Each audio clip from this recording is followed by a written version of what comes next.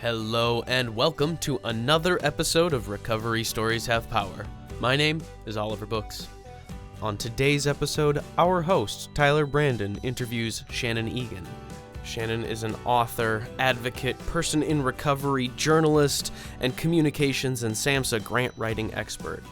She provides fundraising and communications consulting for recovery-focused nonprofit organizations worldwide. Please support Shannon by visiting her website, recoverymovementconsult.com, buying a book, following her on social media, and of course, listening to this episode of Recovery Stories Have Power. Anyway, we cannot wait to share her words and story with you, so stay tuned. But real quick, before we get going, we would so appreciate a review, a subscription on whatever podcast platform you're listening on. It really does help the channel out. And if you like what you're hearing, share it with a friend. Thanks so much. Anyway, without further ado, Tyler's conversation with Shannon Egan.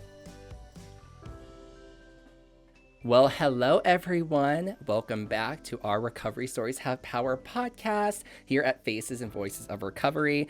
My name is Tyler Brandon, and I am your host for today. And today we have a very special guest. We got to meet at the Rally for Recovery in Chicago, and I was immediately like, I love this woman. I need to know more. So today we have a very special guest, Shannon Egan. Woohoo! Tyler, thank you for that awesome intro and for having me today.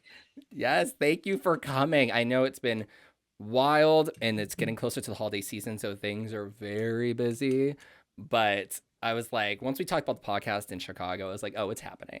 I don't care how it has to happen, it's happening. Yes. No, I was very excited about just the idea of giving testimony about recovery and talking about the recovery movement and all of those things that I'm so passionate about. So I'm very blessed to be here. Well, thank you for coming. I mean, we're at our house, but you know what I mean, virtually. So. Yes, and I just want to put this out there. I do have 5 pets in this room. So if the animals start, jumping up and making noises, I apologize. I'll try to keep them at bay. So we love it. We show them off. So thank you so much for coming in, Shannon. So I'm going to open up the floor for you to give a more formal introduction. What would you like the listeners to know about yourself at this time? Yeah, so I am a person in long-term recovery. It'll be, it's 13 years. It'll be 14 in January. I'm excited about that. Yes, thank you. And I am an author, and I am a recovery movement consultant. And so I specialize in grant writing and reporting for recovery-focused organizations and marketing and strategic planning and all of that, which we can get in a little bit later. So yes, thank you. Well, that actually opens the door because again, here at our Recovery Stories Have Power podcast, we love to hear the testimony. We love to hear how we've gotten to this point in our life today. So with that being said, Shannon, I'm going to open up the floor for your testimony wherever you'd like to begin, whatever information you feel is important for listeners to know, and that can help listeners that maybe need to hear that motivational testimony. So the floor is yours. Well, thank you so much. I always love the opportunity to share my recovery story because I always felt, and I'm sure many people feel this when they're first getting sober, is that they're not finding what's working for them, and they're like on a path on their own, and it can feel very isolating and scary and confusing. And so where my story I would like to begin is I'm from Salt Lake City, Utah, and as many people know, it's known as the land of the Mormons, or I will say it's the only state in the U.S. that's predominantly belongs to one single religion. And that religion happens to be the Church of Jesus Christ of Latter-day Saints, or the Mormons. And so I believe when I was growing up, we had about 78% of our population in Utah had been baptized Mormon, is what it, so we have a very unique culture, and my family is Mormon, and I just never really felt that religion worked for me. It was like I had to get married and multiply and replenish the earth and all of these things. And I was like, this just sounds so boring. It just did not work for me. I wanted to have lots of pets. And when I was a kid, I was really obsessed with being a pirate. I wanted to travel the world on a ship. And so what happened is my family was like, no, you can't travel. You're a girl. You got to get married. You got to have kids. You got to, go to the temple. And nobody listened to me. I was like, no, this is my intuition telling me I want to travel the world. I want to explore. I want to go to Africa where the animals are. I've always loved animals. And just having that voice kind of, pushed down as a young person and knowing somewhere within, like feeling that intuition very strongly calling me and saying, no, this is what you want to do. This is who you are. Follow that guidance that you have within. And, but, my family pushed against me and they had me start going to counseling young, and because they're like, oh, something's wrong with you. The devil has a hold of your spirit. And to escape that kind of pressure to conform and the group think, I started drinking and doing drugs at the age of 15. And then by the age of 21, I had my first DUI, and I was just, in this struggle of like, is there something wrong with me, or does this inner voice that's calling me, really mean something? Is there value? Is it credible? Like what's real and what's not real? And, so I decided, that at the age of 24, I was going to listen to that inner voice, and I took off. I went to Africa. I told everybody at the time, I'm escaping the Mormons and I'm out of here. And, I went to Khartoum, Sudan, which was listed as the third most dangerous country in the world at the time. And I was so young and naive. I thought this sounds like, super fun. I'd watched a lot of Indiana Jones movies, and I just obviously was, not thinking very clearly, but I was very young, and you think you're invincible. And I went out to live my dreams, and I ended up landing a job as a freelance journalist for the United Nations while I was there. And that led me to my calling in life, which is writing and telling the stories of the most vulnerable populations. And that's what I was doing in Sudan, is writing about genocide and civil war. And what was so great about being in Sudan all by myself, away from my community, was that I finally got to hear my voice, because everybody else spoke Arabic, and I had to, I really got to see the value in honoring the self and listening to the self, and knowing that there's value in self-directing one's path, regardless of what community you're brought up in. And so, I lived there for a couple of years, and then I went to New York City for a couple of years and worked as a press officer there for the UN Population Fund. And then I came back to Utah. I was visiting while I was living in New York, and I got a second DUI. Just, a lot of unprocessed trauma, a lot of unhealed hurt, about still thinking under the surface that there was something wrong with me because I wasn't following what 78% of the population in Utah was following. So, because I got that DUI in Utah, I was court ordered to stay there, and I lost the job in New York, and then went on this downward spiral of, just drinking to the point. I mean, I look back some days and I'm like, how was that my life? A lot of dark moments and dark times, but I got a third DUI, which was within 10 years, a felony DUI in Utah. And my lawyer at the time said, Shannon, if I just did a case for a woman who had kids, and it was her third DUI and her felony DUI, and she got a year in jail. And at the time, somebody like me, who was a free spirit and who had been traveling and writing and sharing these stories, that was my rock bottom, is taking away that freedom and that ability to roam and to create. And so I realized, okay, I have a problem. And I started that journey of sobriety which was really tough for me because,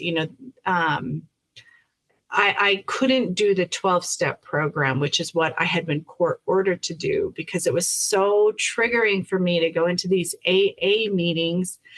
And, there's this idea of like, it felt forced spirituality. It was triggering my trauma with my religious upbringing. And I would go to a meeting and I would sometimes have a bottle in my purse and I'd be taking shots. I was literally like that stereotype of just, I couldn't handle it. It was so upsetting to me, where I just wanted to say, no, don't tell me what to believe in or what God to follow. I was fighting against something because I didn't have my personal power in that regard. And, what was so interesting, I was about 2 years in recovery. Well, I should mention that I did talk to my lawyer at the time, who said, you need to go to those 12-step meetings. You've been court ordered. And I said, I need you to help me advocate for myself, because if I go to those meetings, I will relapse. And I don't want to go to prison for a year. I don't want to, I was so emotional and so upset. And I said, I'll do anything. I'll start doing counseling. Can you please just talk to the judge? And luckily, my lawyer at the time let me know that he was also in recovery and he'd also had issues with the 12 steps. And so he was able to advocate for me, and I went into a counseling program and paid for that instead. And so what was so interesting, though, is the first 2 years of my recovery is it was all in secret, because I wasn't a part of that 12-step community of like sharing. And so I didn't talk to anybody about it. And I was so afraid that anybody would Google me and find my mugshots online. We used to have this magazine. I can't remember what it was called, but they would post people's mugshots in there. It's awful. And I would have people be like, oh, I saw your mugshot. And so it was just like this thing where I was like, people are going to find me out and they're going to judge me. And then 2 years in my recovery, I don't remember how it came to me, but I just felt this inspiration, like, I have so much fear and hiding, and I didn't even want to date or make friends because I thought people would see me as this loser who had been to jail, and, all of these things. And so I thought, well, I'm just going to out myself. And so I went to my Facebook page and I just said, listen up, everybody. I am a felon and I am in recovery. And I don't remember if I posted my like mugshots, but I was just like, if I just out myself, like, and I said, like, you can shame me all you want, but none of us are perfect. And I'm doing really well. And I've got 2 years sober. And I had I didn't know anything about, faces and voices of recovery, which did exist at the time. And that was magical, because I went to bed and I was like, I can't believe I just did that. And I opened my Facebook up the next day and I had like 400 likes and the hundreds of shares and, just people messaging me and saying, oh my gosh, my sister is in recovery, or my husband's having trouble, and thank you for being so candid. And I was like, what? I didn't even expect it at all. But what was so cool about that is a friend of mine said, hey, I know this organization in Utah. It's a recovery community organization, and you should go meet the executive director there. And that really changed everything for me, because I had been really trying to, I felt that I wanted a passion and a purpose that, had meaning to me. And I was searching for that at the time. So anyways, I went to the RCO here in Utah, recovery community organization called USERA. And it was just synergistic. And the next thing I know, I was volunteering, and then I had a job, and then I was the development director, and they were working on a SAMHSA grant. And because I'd had so many skills in writing and marketing as a journalist, I just came in and I hopped into the document and started editing it. I'm like, no, you got to do this and you got to do this, and showing them how to tell the story of this nonprofit that was trying to help people like me. Like, that had so much meaning and so much value. And And then we submitted that massive grant, and we won. And it allowed USERRA to expand its headquarters in Salt Lake City, like actually, like, I believe get the space upstairs and like build walls and just do all of these wonderful things. And started,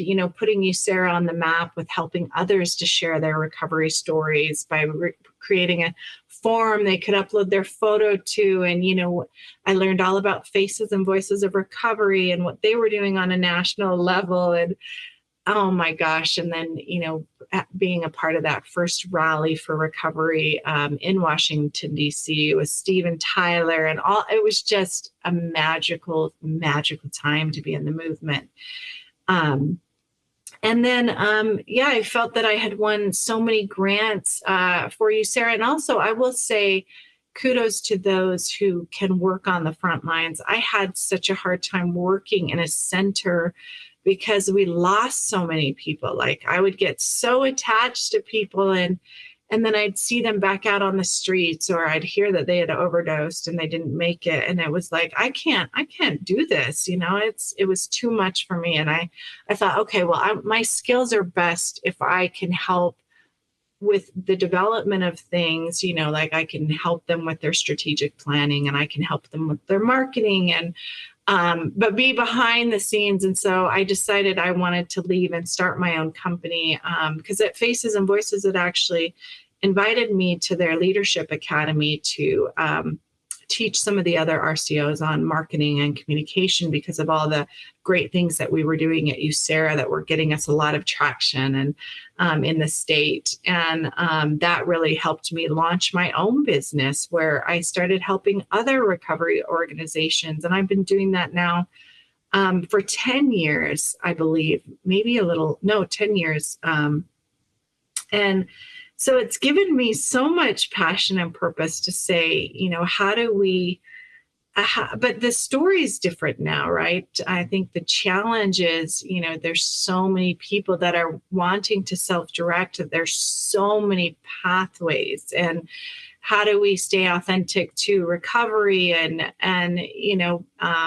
but also allowing people to have space to, if they're like talking about California sober, or what do these things mean, and how do we make space for each other? Because that was important to me in my recovery, is having space for me to say, yeah, I'm a Utah born woman in a Mormon family, but I don't want to have kids and I don't want to go to church. Like, that's what I needed space for. So even if other people's recovery path doesn't look like what we believe and what works for us, how can we still honor and support them in their pathway?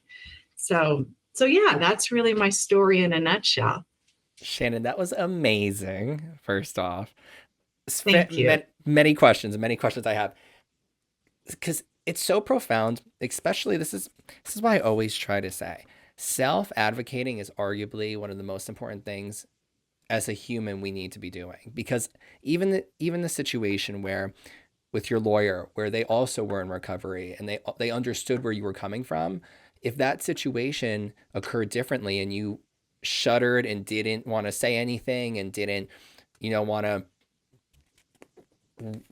make a scene, or whatever terminology people want to use, but to be able to say, listen, this is triggering because of this, and for him to understand that and be able to work on finding an alternative. If there wasn't self-advocating occurring, who knows? And that's where it's like, that is such a lesson. And a lot of testimonies that we even hear and that we receive is the moment that someone really finally said, enough, I'm doing this because this is what's going to work for me. That's when the stories really change. That is so true. Mm-hmm. And you really think about most opportunities we receive, moments that we really, again, self-advocate for are the ones that arguably we look back on. And I know for myself, speaking for myself, the moments that I had the most excitement in were probably the ones that I self-advocated, and I felt accomplished because I self-advocated and was proud that I finally said, no, I'm going to create this boundary, or I'm going to request this, or whatever it may be.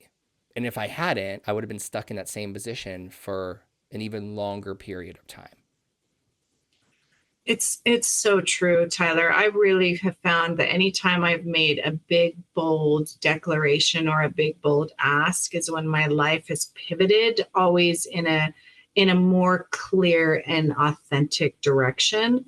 Like, me having this desire to travel to, for some reason, as a kid, I was obsessed with Africa. And I know it was because I thought there were going to be all these animals there. And just everywhere, all the animals. I just loved animals. I'm like zebras and tigers. And I just had this passion for it. And, everybody was like, that's so dumb. Like, why do you want to go to Africa? It was like, when I finally made that declaration and I just aligned with it and I just said, then I found my passion to write. And I found that talent and that skill set and learned how to become a journalist in a war zone. You know what I mean? Like what a life experience. And then, yes, finally being able to speak up in my recovery, because it was life or death for me to be able to say, like, if I don't say this, I am going to relapse. And then I'm probably going to be dead, because on my third DUI, I did crash a car. I did end up in a ditch, and I did try to run from the police, in the cold Utah winter, and full of liquor. And I'm going to have one more drink, and then I'm going to figure this out. And that's what made me go, oh, wait a minute, I do have a problem. Because up until then, I was like, no, everybody else is the problem. But that was, so the darkness is helpful because it can push us towards the light, because it gets so dark. But it's so true is that once we make the decision to sustain recovery, that's when we need to remember to find the humor and the light, because it always gets better.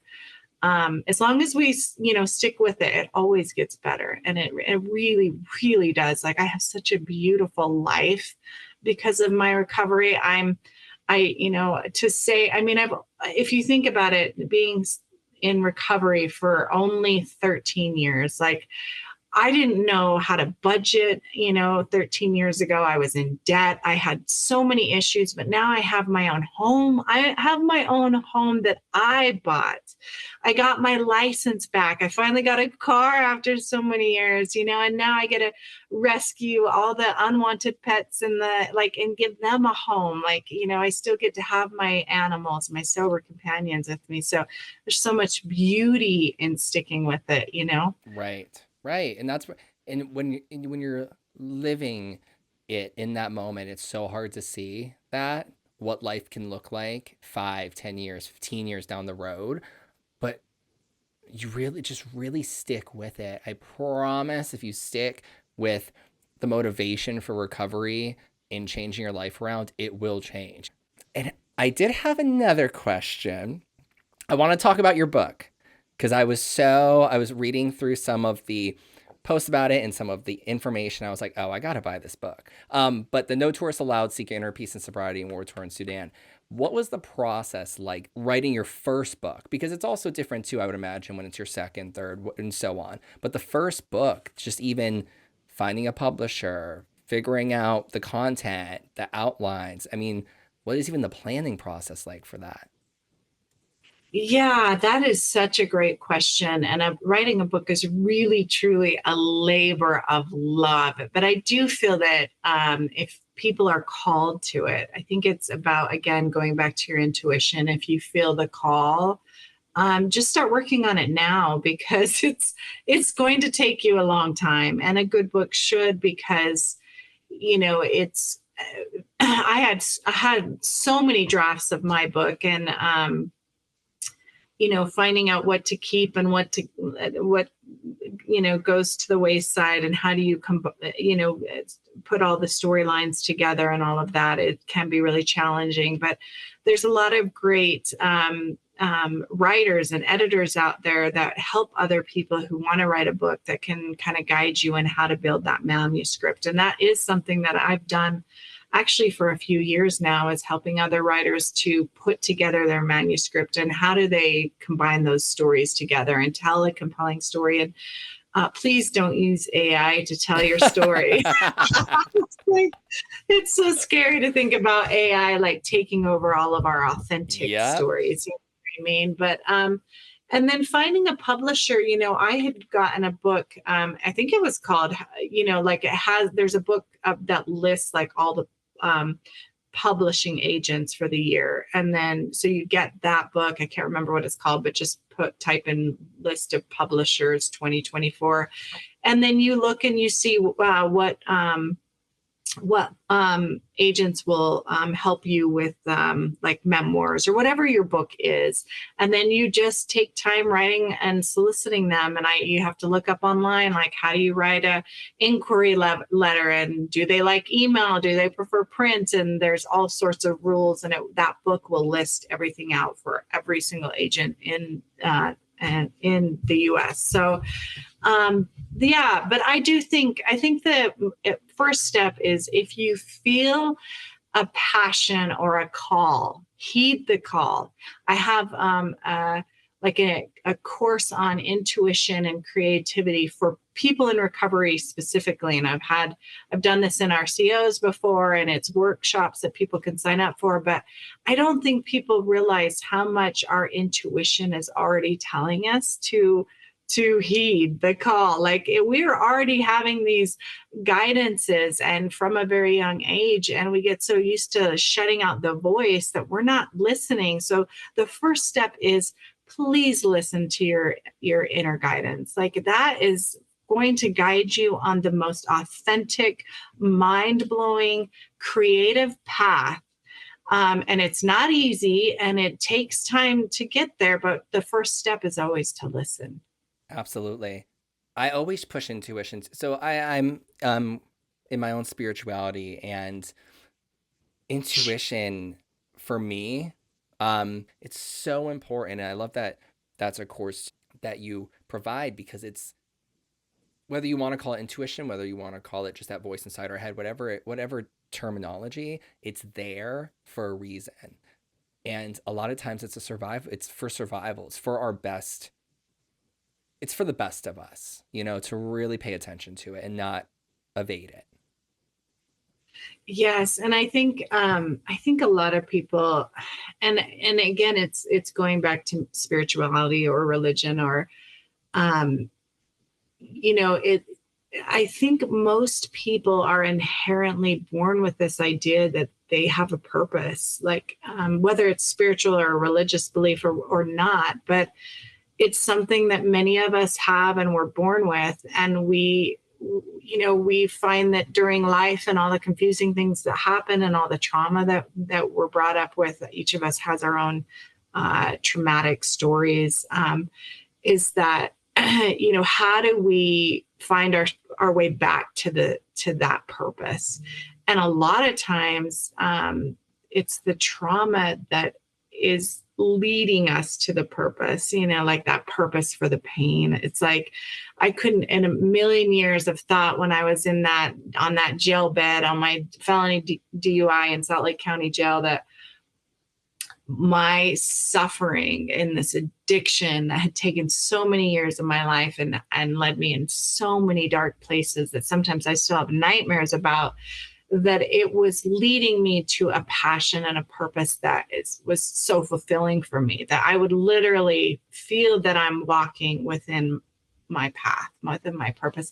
So that's what I really want to give others. That's why I'm so passionate about helping recovery like nonprofits that are helping people like us, that's to start a nonprofit is such a labor of love. It's such a passion project. And usually people starting nonprofits are doing it from a place of like lived experience. Like they either lost their son or their daughter or whatever it may be. And I want to help them build something that is going to leave a legacy outside of me and outside of them. Like, let's build something to help people like you, Tyler, and me, Shannon, and those in the community, because that's what we're all here for. So I do, my passion is helping people find their passion and giving them, a better blueprint to speed up the process. Because I know nonprofits that struggle for years, and they just need a little help. Even their websites, it's like, okay, let me just help you out here, and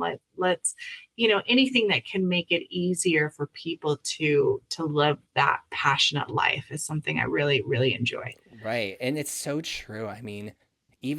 Just the legality, right, of starting a 501c3 or getting your nonprofit off the ground, just that, between the paperwork, between the process, between the procedures, between the fees, between what you, that alone, if you miss any of the steps, that can completely set you back months and months and months to backtrack back up. So just the legality. And then there you have your website, you have your outreach, you have your staff if you're going to try to onboard staff. I mean, there's so many aspects that people, I don't know if they completely think about when they're starting the process, but having someone assist you through that is huge. And that kind of leads us into recovery movement consulting. So Shannon, what for recovery movement consulting do you all specialize in specifically? And then what aspects do you think listeners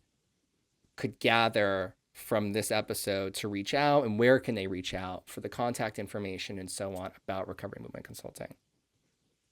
Yeah. And Tyler, before I go into that really quickly, I do want to add, it came to me. I wanted to, so with my book, and it kind of goes what you were just saying, is like, these passion projects that take so much work. And with my book, I had gotten a publisher, but I was in the middle of my addiction. And so I lost that contract. And then years later, I ended up deciding to self-publish, but I did hire a professional editor, and I did when the book came out in 2015, I did really well with the sales because I was a marketer and I kind of knew what I was doing. And I wanted to bring that up because I want, like, the process of getting my book out was not easy. It was 10 years in the making, and that's how a lot of these things go. And nonprofits are, can be a long time in the making, and getting the first grant and all of these things. And, but the process can be heavy, and, but to take it a step at a time. And when I was in my recovery journey, my God, when people would tell me when I first got sober, take it a day at a time, I just wanted to punch them out. I was like, no, I can't even take it a breath at a time right now. So if you have these big projects and these big dreams, don't worry so much about the steps, because things will fall, intuition will lead you, and just take it a breath at a time. Like, just hold on to the dream is really the point of this. Right. And so yeah, to go on with what you were saying about so I do have, you can find me at recoverymovementconsulting.com. I do SAMHSA grants. That's kind of my specialty, is grant writing and reporting, but I build websites. I do really affordable prices. I want to help people. A lot of times people come to me and they'll be like, I don't even know, like, I don't have my pages written for my website yet. And I will help them write the content. I've been doing it so long. It's very easy for me, but at least take a step. I have my courses on intuition and creativity, where I work with people one-on-one to kind of help them tap in. Because a lot of times we don't know, are we listening to our intuition, or are we listening to our inner critic? And that is the big deterrent for people to move forward sometimes, is they think that, they have this voice telling them, oh, don't do that, that's dumb, trying to soften that noise and really build that confidence and connection to purpose and passion. So I think that's about it. Tyler, did I cover everything? Yeah, absolutely. And I think a huge part too is, like, the trials become part of our the trials become the testimony, Yes. And I always like to think that in the moment, yeah, this is going to be hard, this is difficult, maybe this is not what I envisioned this process to look like. But if you just keep pushing through, eventually you'll be able to say, this happened, but it grew character, it grew morale, because once I got through it, I said, okay, well, I've handled that. So now if that happens again in some capacity, I've already gotten through it. I know I can handle it. Oh, You it's know? so true. That's a great way to put it. Yes, the skills that you're learning, and you're learning that the timeline, just let go of the timeline, man, because so many other better things can happen, you know? Yep. And then for social media, is there anywhere on social media, Shannon, people can find you? Maybe an Instagram, a Facebook? Yeah, I am. I think my Instagram is Shannon. You know what? I think all of my links are on my website. Perfect. I've got to, yeah, I have been kind of off social media, but I'm ready to get back in the game, is what they say. Well, Shannon, thank you seriously so much for today. I think that this conversation, this dialogue opens up, especially for me, the importance of, again, that self-advocating, in knowing when it's time to say, like, enough is enough, like, this isn't working for me, or this is working for me, and then kind of pushing through those trials so that you can end up at the end of the road having these accomplishments that you can look back on and say, if I let the trial stop me, I would not have accomplished this and this and this and this, you know? Yeah, it's leading you to a better outcome, a better product, or whatever it is, you know, deeper life skills, like you said. So yep, absolutely, 100%. I'm so grateful to have spent time with you, Tyler. I really enjoyed hanging out with you. So thank you for having me. No, thank you. And see, look at how life works. When we met, I was trying to eat, I don't even know what I was eating at the point, but I was near choking on the thing. And I was like, I gotta say hello, but I couldn't swallow my food for whatever reason. And I'm like, okay, so normally my first introductions aren't always great, but we got to follow up when we were there and actually have conversation, and now we're here. So everything happens for a reason.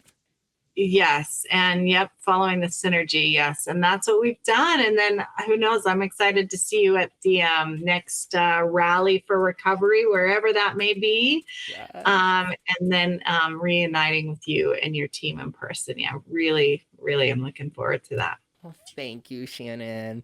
And thank you, everyone, for tuning in, all you listeners. And I look forward to seeing you next time. Thank you, everyone. Thank you, Shannon. You're welcome. Thank you. Bye, guys. So again, thank you so much, Shannon, for joining us on today's episode of Recovery Stories Have Power. Again, if you'd like to support Shannon and what she's doing, check out recoverymovementconsult.com or follow her on any of the social medias. Don't forget to give us a like, share, or subscribe on whichever podcast platform you're using, and a review really does help us out. This show is produced and engineered by me, Oliver Books, co-produced by our wonderful staff here at Faces and Voices of Recovery. The music you are listening to right now and at the beginning of the episode is courtesy of our friend Chris Tate and his band Bel Ghoul. Big shout out to the awesome folks at his RCO, Passenger Recovery in Michigan. If you have questions or feedback, or just know someone who would be great on the show, send us an email. That's podcast@facesandvoicesofrecovery.org. As always, thank you so much for listening, and we can't wait to see you next time. See ya.